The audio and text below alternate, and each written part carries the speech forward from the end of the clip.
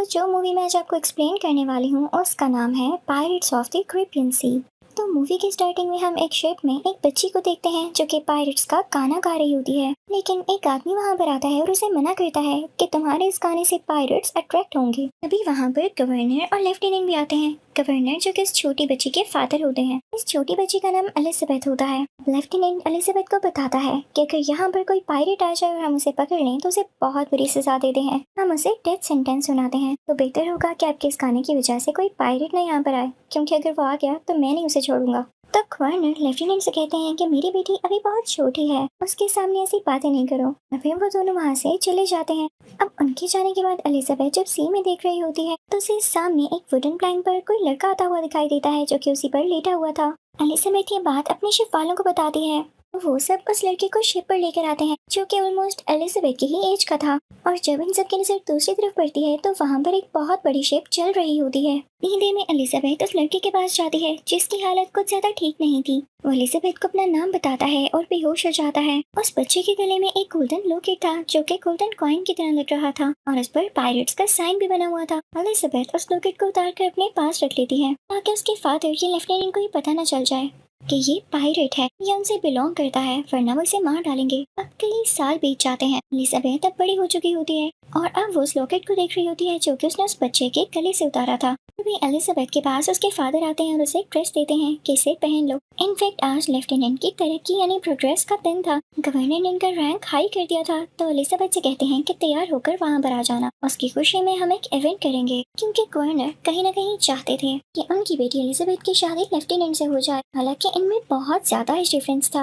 अब हम उस लड़के विल को देखते हैं जो कि अब ब्लैक स्मिथ बन चुका था। वो आज भी गवर्नर के लिए कुछ वेपन्स बना कर लाया था। एलिजाबेथ भी आकर उससे मिलती है, लेकिन गवर्नर नहीं चाहते थे कि उनकी बेटी किसी गरीब आदमी से मिले, तो वो उसे वहाँ से ले जाते हैं। अब उधर समंदर में हम कैप्टन जैक स्पैरो को देखते हैं जो समंदर में अपनी शिप खड़ी करता है। वो एक सी बोट होता है। तो उसे एक आदमी कहता है कि यहाँ पर तुम अपनी शिप पार करने के लिए एक चांदी का सिक्का देना होगा। तो वो जाकर उस आदमी को 3 चांदी के सिक्के देता है और अब कहता है कि मुझे जाने दो। वो आगे बढ़ता है तो वहाँ के 2 गार्ड उसे रोक लेते हैं। तो कैप्टन जैक स्पैरो उनसे कहता है मुझे जाने दो, मुझे जहाज को चुराना है।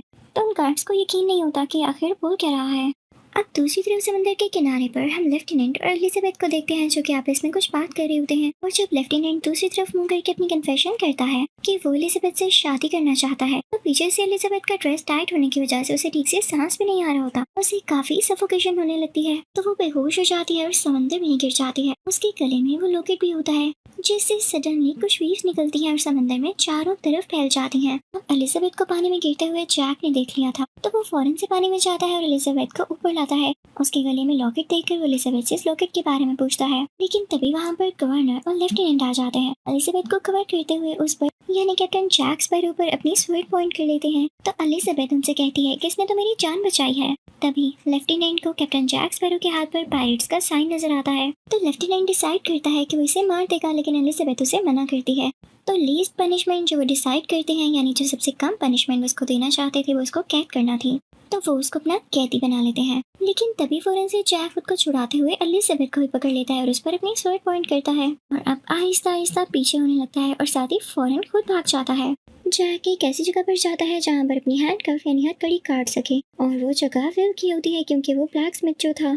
जैसे ही विल वहाँ पर आता है तो वो जैक को देखता है तो उसे बहुत गुस्सा आता है और वो अपनी तलवार निकाल लेता है। अब इन दोनों में तलवारबाजी शुरू हो जाती है और दोनों ही तलवारों का यूज करते हुए एक दूसरे को मारने की पूरी कोशिश कर रहे होते हैं। अब जैक विल को तलवार से मारने ही वाला होता है कि तभी जैक अपनी तलवार से रेजिस्ट करते हुए खुद को बचाता है। जल्दी वहाँ पर कुछ सोल्जर्स आ जाते हैं जो कि जैक को पकड़ लेते हैं और उसे जेल में बंद कर देते हैं। दूसरी तरफ हम देखते हैं कि एलिजाबेथ जब समंदर में गिरी थी और उसके लॉकेट से बहुत सारी वेव्स निकली थी तो वो दूर दूर तक कई जहाजों के पास भी गई और अब उनकी तरफ एक बहुत बड़ा पायरेट शिप आ रहा होता है। वो इनफैक्ट उसी तरफ आ रहे थे जहाँ पर एलिजाबेथ थी और वो खतरनाक पायरेट्स देखते ही देखते एलिजाबेथ के रूम के बाहर आ जाते हैं और उससे कहते हैं कि बस बहुत हो गया, हमें हमारी अमानत वापस कर दो यानी वही लॉकेट, क्योंकि लॉकेट पायरेट्स का है और तुम इसे नहीं रख सकती हो। तो एलिजाबेथ कहती है कि रुको, मुझे तुम्हारे सरदार से बात करनी है यानी तुम्हारे लीडर से। तो वो सब उसकी बात सुन लेते हैं और उसे कैदी बनाकर अपने साथ ले जाते हैं। उधर जब ये विल को पता चलता है तो वो फौरन से गवर्नर और लेफ्टिनेंट के पास जाता है, लेकिन वो लोग उसकी बात में यकीन ही नहीं करते। तो अब विल जाता है जैक के पास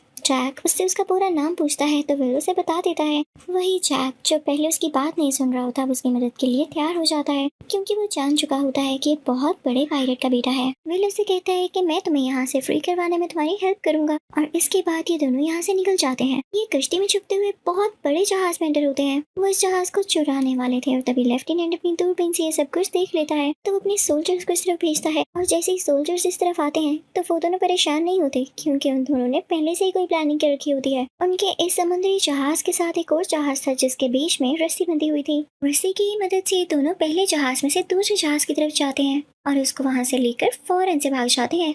तो वहाँ पर खड़े हुए लोग कुछ भी नहीं कर पाते। ये लोग उसी जहाज में होते हुए एक बहुत बड़े आइलैंड पर जाते हैं जहाँ पर जैक एक आदमी यानी अपने साथी से मिलता है और उसे बताता है कि हम एक बहुत बड़े जहाज पर कब्जा करने वाले हैं, लेकिन इससे पहले हम उसके ऑनर से मिलेंगे और उसके बाद उस जहाज को चुरा लेंगे। जैक उसी जहाज के बारे में बात कर रहा होता है जिसमें एलिजाबेथ होती है और वही बड़े बड़े पायरेट्स भी। वो ये भी कहता है कि हम इस जहाज के बदले उन लोगों को वो ब्लैकस्मिथ यानी विल भी दे सकते हैं, यानी वो विल का गलत यूज करना चाहता था। अब उस जहाज में हम एलिजाबेथ को देखते हैं जो कि उन्हीं पायरेट्स के साथ होती है। अब उन पायरेट्स का लीडर एलिजाबेथ से कहता है कि ये गोल्डन कॉइन जो मुझे तुमसे मिला है, ऐसे कॉइन्स 881 और भी थे और ये आखिरी कॉइन था जो कि मैं हासिल करना चाहता था। ये कॉइन्स बड़े बड़े पायरेट्स के पास होते थे, लेकिन जब ये पायरेट्स के पास नहीं रहे तो ये कर्स्ड हो गई क्योंकि पायरेट्स ये गलत कामों से हासिल करते थे। और इन कॉइन्स के बारे में भी यही कहा जाता था कि जो इन्हें यूज करेगा या अपने पास रखेगा या चुराएगा वो भी कर्ज में आ जाएगा यानी कर्स्ड हो जाएगा। अब हमें ये सीक्रेट पता चला कि हम चाहें तो इन सब सिक्कों को यूज कर सकते हैं, हम भी कर्स्ड हो जाएंगे, इमोर्टल हो जाएंगे। लेकिन इसका भी हल है कि अगर हमें आखिरी सिक्का मिल जाता है तो उससे हम अपने कर्ज को खत्म कर सकेंगे। तो एलिजाबेथ उनसे कहती है मैंने तुम्हें आखिरी सिक्का दे तो दिया है, तो मुझे जाने क्यों नहीं देते हो? तो लीडर कहता है ऐसे कैसे, ये सिक्का हमें तुमसे मिला है तो इस पर हम तुम्हारा खून गिराएंगे, तुम्हारे प्योर खून का सेक्रीफाइस देंगे ताकि हम सब इस घर से आजाद हो जाएं, फ्री हो जाएं। एलिजाबेथ काफी डर जाती है तो वो चाकू उठाती है, उस लीडर की चेस्ट पर मारते हुए वहाँ से भाग जाती है। लेकिन जैसे एलिजाबेथ बाहर जाती है वो शिप में देखती है कि बहुत सारे स्केलेटन्स हैं जो कि वहाँ पर काम कर रहे हैं और ये सब पायरेट्स ही थे जो कि कर्ज की वजह से ऐसे हो चुके थे। तभी पायरेट्स का लीडर बाहर एलिजाबेथ के पास आता है और उसे कहता है कि तुमने देख लिया, यही हमारा कर्ज है, हम जितना भी खा लें हमें लगता नहीं है और हमारी भूख भी नहीं मिटती। इवन अगर हम मरना भी चाहें तो खुद से भी मर नहीं सकते हैं, हम इमोर्टल हो चुके हैं। इसके साथ लीडर खुद भी यही खौफनाक स्केलेटन बन जाता है। अब उधर दूसरी शिप में हम जैक, विल और जैक के साथी को देखते हैं जो कि विल को बता रहा होता है कि जैक पता है क्यों इतनी बड़ी शिप हासिल करना चाहता है, क्योंकि वो भी कभी उसका हिस्सा हुआ करता था, उन पायरेट्स के साथ हुआ करता था। लेकिन उन लोगों ने जैक को एक दिन एक आइलैंड पर अकेला छोड़ दिया और इसी चीज का बदला जैक उनसे लेना चाहता है। अब हम उन पायरेट्स के लीडर को देखते हैं जो कि एलिजाबेथ को अपने साथ उसे केव में लाता है जहाँ पर और भी गोल्डन सिक्के होते हैं, लेकिन वहाँ पर आखिरी सिक्का रखने के लिए उसने उस पर एलिजाबेथ का खून भी लगाना था। तो वो एलिजाबेथ के हाथ पर कट लगाता है और उसका खून उस पर लगाकर वो सिक्का भी उस ट्रेजर में फेंक देता है। लेकिन नोट करता है कि इसके बाद भी वो और उसके साथी कर से आजाद नहीं हुए, तो वो एलिजाबेथ को थप्पड़ मारता है जिससे वो नीचे गिर जाती है और बेहोश हो जाती है। वहाँ पर विल को देखते हैं जो कि चुपके से आया होता है, वो एलिजाबेथ को होश दिलाता है, गोल्डन कॉइन को भी उठाता है और अब एलिजाबेथ को अपने साथ बाहर ले आता है क्योंकि सब पायरेट्स आपस में बिजी थे कि खुद को घर से आजाद किस तरह करवाया जाए, इसलिए वो उन्हें नोटिस ही नहीं करते। लेकिन जब जैक वहाँ से निकलने वाला होता है तो उसे पकड़ लिया जाता है। जैक उनसे कहता है मुझे छोड़ दो, अगर तुम मुझे छोड़ दोगे तो मैं तुम्हें उस आदमी का पता बता दूंगा जिसके खून की तुम्हें असल में जरूरत है और इसके बाद तुम लोग घर से आजाद हो जाओगे। लेकिन अभी भी उन लोगों ने जैक को पकड़ा होता है। वो लोग उस आदमी को ढूंढने के लिए निकल पड़ते हैं। अब दूसरी तरफ हम शिप में एलिजाबेथ और विल को देखते हैं। वो काफी डरे हुए होते हैं कि पायरेट्स उनकी बोट पर अटैक न कर दें, और जिस बात का डर था वही होता है, वो पायरेट्स इनकी बोट पर अटैक कर देते हैं और काफी तीर चलाते हैं, बुलेट्स चलाते हैं और फाइनली इनकी बोट में आकर एलिजाबेथ और विल को भी अपना कैदी बना लिया जाता है। अब यहाँ पर पायरेट्स का लीडर जानता था कि विल ही वही लड़का है जिसके खून की हमें जरूरत है क्योंकि एक बहुत बड़े पायरेट का बेटा है और तो ये कर्ज भी नहीं है और हमें कर्ज से आजाद करवा सकता है। अब इसके बाद पायरेट्स का लीडर शिप में एक बहुत बड़ी लकड़ी का पीस रखता है और उस पर से एलिजाबेथ को गुजरवा कर उसे पानी में जाने का कहता है और उस वुडन प्लैंक को हिलाता है ताकि एलिजाबेथ पानी में गिर जाए। एलिजाबेथ पानी में गिर जाती है और इसके फौरन बाद वो जैक से कहते हैं प्यारे जैक, तुम्हें याद तो होगा कि कई साल पहले हमने तुम्हें इसी आइलैंड पर छोड़ा था और अब फिर से छोड़ रहे हैं। इसके साथ वो जैक को भी पानी में गिरा देते हैं। अब एलिजाबेथ और कैप्टन जैक स्पैरो पानी में से होते हुए एक आइलैंड तक पहुंच जाते हैं और उसके चारों तरफ गहरा पानी था, वो वहाँ से निकल भी नहीं सकते थे।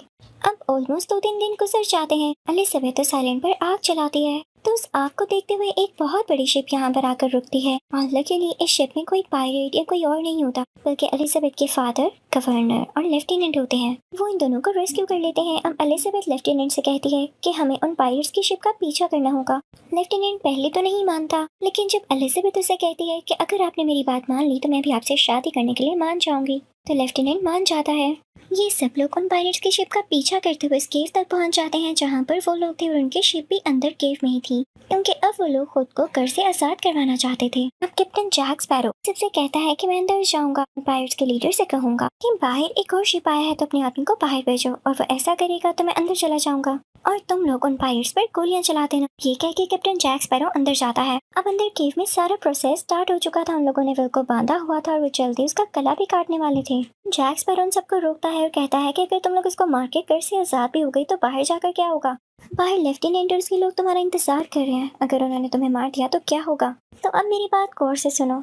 तुम यहाँ केव में बेचारे विल को मारने की बजाय बाहर जाओ, उन लोगों को मारो, उनके शिप पर कब्जा कर लो और इस तरह से तुम लोग जीत भी जाओगे। तुम लोगों के पास 2-2 शिप्स होंगी और फिर उसके बाद यहाँ केव में आके खुद को कर से आजाद करवाना, ताकि जब तुम बाहर जाओ तो बाहर तुम्हें कुछ कोई कहने वाला ना हो। सब लोगों को कैप्टन जैक स्पैरो की बात बहुत पसंद आती है। फिर में कैप्टन जैक स्पैरो उस ट्रेजर में से एक गोल्ड कॉइन निकाल लेता है। उसने चालाकी के साथ ऐसा किया होता है क्योंकि जब तक उस ट्रेजर में सिक्के ही पूरे नहीं होंगे तब तक उनका कर्ज भी खत्म नहीं हो पाएगा। अब ये लीडर अपने सब पायरेट्स को बाहर भेज देता है और अब पायरेट्स में बाहर के लोगों में लड़ाई शुरू हो जाती है। अब केव के अंदर हम जैक और विल को देखते हैं जो कि उस लीडर से खुद लड़ रहे होते हैं। उनमें तलवारबाजी हो रही होती है, लेकिन जब जैक उस लीडर के पेट में अपनी तलवार घुसाता है तो उसे कुछ भी नहीं होता क्योंकि वो स्केलेटन लायक था और कर्स था। लेकिन अब जब जैक की बारी आती है और लीडर जब जैक के अंदर अपनी तलवार घुसाता है तो उसकी तलवार जैक के आर पार हो जाती है। यहाँ पर जैक पर रोशनी पड़ती है और हमें यहाँ पर जैक का असली रूप भी दिख जाता है क्योंकि वो भी अब स्केलेटन की जैसा बन चुका था, और ऐसा इसलिए क्योंकि कुछ देर पहले उसने भी एक गोल्डन कॉइन चुराया था, इसलिए वो भी कर्स था।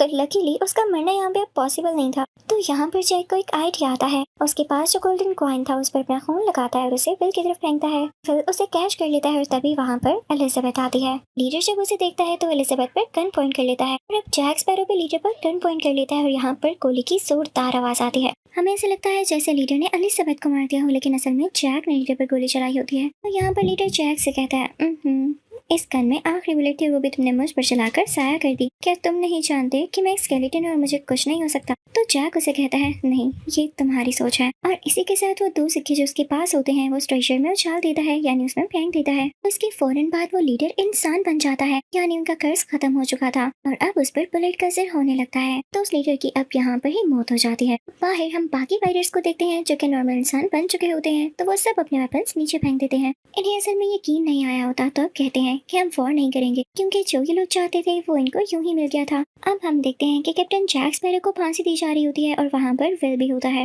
वो सीधा उस जगह जाता है जहाँ पर एलिजाबेथ भी थी। वो उसे कन्फेस करता है कि वो उसे पसंद करता है और उसके फौरन बाद वो जाता है कैप्टन जैक स्पैरो को फांसी से बचाने के लिए। विल उसकी रस्सी को खोलते हुए गार्ड्स को धक्का देते हुए उसे अपने साथ ले आता है और उसका हाथ पकड़ के भागने लगता है।